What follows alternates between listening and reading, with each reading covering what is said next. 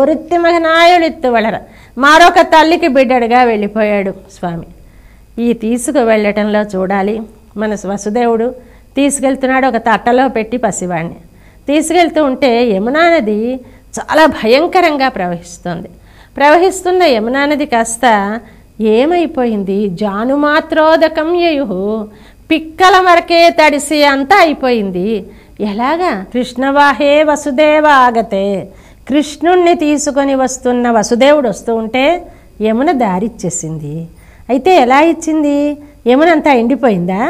ఏకంగా నీరు లేకుండా అయిపోయిందా? లేదే, ఆ వసుదేవుడు వస్తున్న దారంతా ఖాళీ అయింది. ఇది మనం ఎప్పుడైతే కృష్ణ భగవానుణ్ణి మన మనోమందిరాల్లో నిలుపుకొని మన సంసారంలో మనం నిత్య జీవితాన్ని గడుపుతామో అప్పుడు మనకి మన ఆధ్యాత్మిక జీవితానికి అడ్డంకి లేకుండా మన సంసారం మనకి ప్రతిబంధకం కాకుండా ఉంటుంది.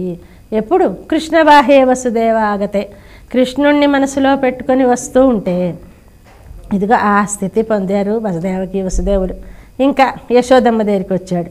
యశోదమ్మ భాగ్యమేమి భాగ్యమండి, ఎంత అదృష్టవంతురాలు ఆ తల్లి. ఆ చిన్నతనపు చేష్టలు, ముద్దు మురిపాలు, గోముగా మాట్లాడ్డాలు, అలకలు చిలకలు అన్నీ ఆవిడకే కదా. ఎంత ముద్దుగా ఉంటాడండి యశోదమ్మ దగ్గర. ఒక్కసారి అంటారు, కృష్ణ నువ్వు ఇలా అల్లరి చేస్తూ ఉంటే వాళ్ళింటికి వీళ్ళింటికి వెళ్ళి మాటలు పడుతూ ఉంటే నేను భరించలేనురా, మన్నేటికి భక్షించదు, మన నియమములు ఏల నీవు మన్నింపవు అన్నయు సకులను చెప్పెదరన్నా, మన్నేల మరి పదార్థము లేదే అని యశోదమ్మ ఆ కృష్ణుడు మన్ను తిన్నప్పుడు వారిస్తే ఆయన ఎంత రీజనబుల్గా మాట్లాడతాడో.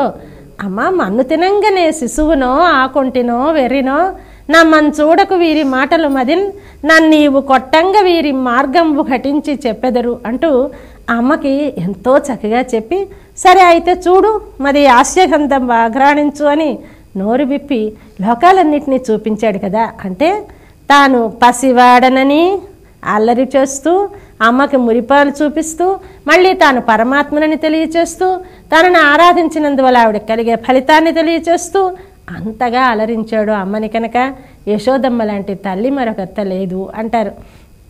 ఇంకా ఒరిత్తు వాళ్ళ పాపం ఇలా దాక్కొని పెరిగాడు.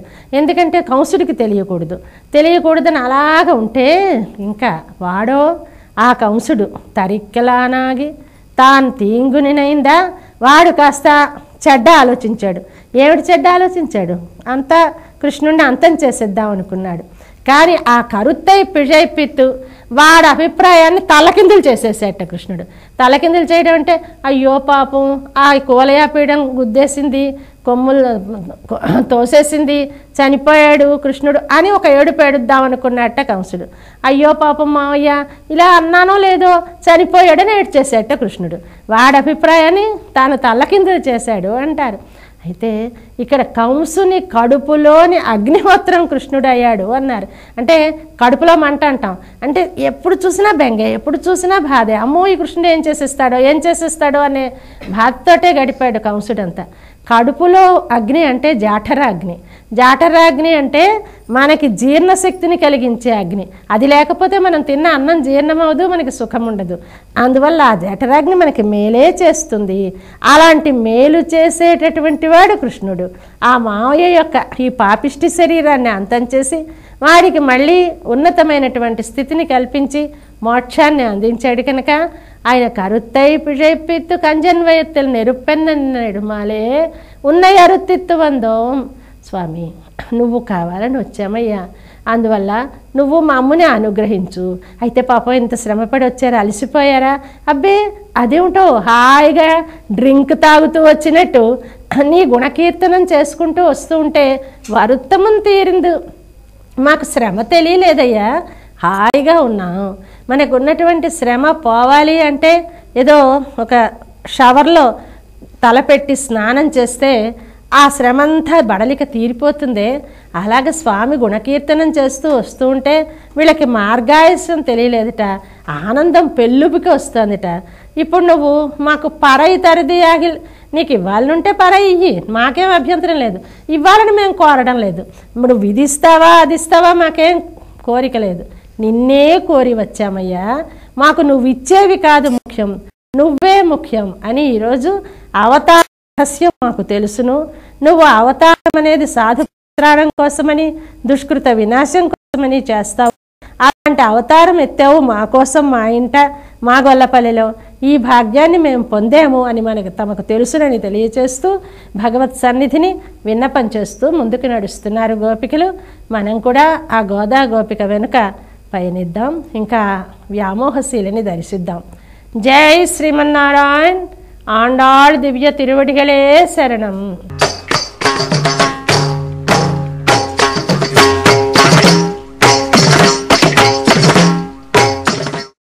ஒருத்தி மகனாய் பிறந்து, ஒருத்தி மகனாய் பிறந்து, ஒருத்தி மகனாய் பிறந்து, ஓரிரவில் ஒருத்தி மகனாய் ஒளித்து வளர, ஒருத்தி மகனாய் பிறந்து ஓரிரவில் ஒருத்தி மகனாய் ஒளித்து வளர, கருக்கிலனாகி தான் தீங்கு நினைத்த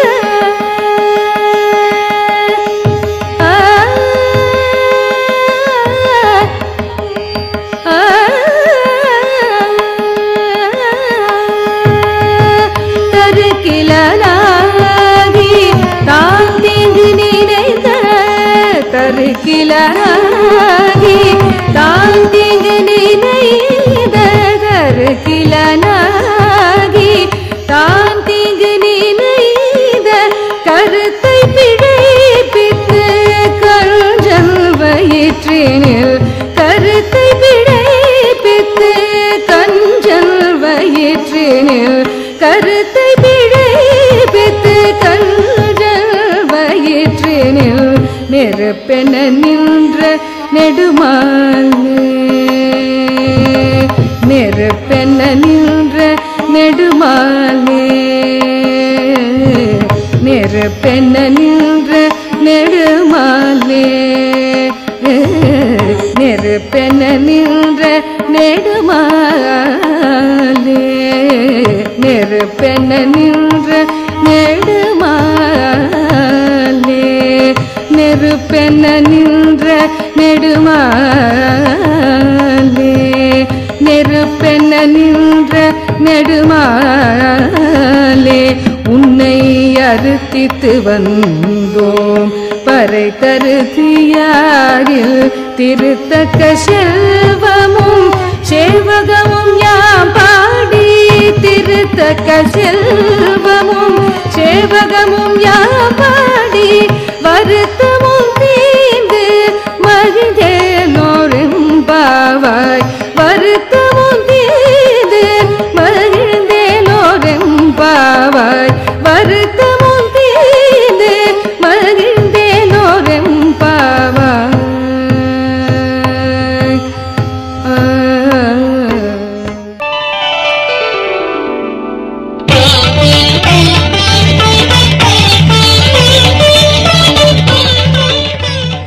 తిరుకోవిలూర్ ఉళహళందర స్వామి. ఓ వామనావతారమా? ఆయన విషయంలో నాకు సందేహం ఉంది నాన్న. స్వామి 3 లోకాలని 3 అడుగులతో కొలిచారు. మీ పాదం భూలోకంలోని అందరి మీద పడింది కదా, అప్పుడు అందరికీ మోక్షం వచ్చుండాలి. కాని బలిచక్రవర్తికి మాత్రమే మోక్షమిచ్చావు. మరి దీంట్లో నీ సూక్ష్మం ఏమిటి? స్వామి, మీ సహవాసమే మాకొద్దు. ఆనాడు భూలోకవాసులందరికీ మోక్షం ఇచ్చి ఉండాల్సింది. కాబట్టి నాకు ఈ స్వామి వద్దు నాన్న, తరువాత చెప్పండి.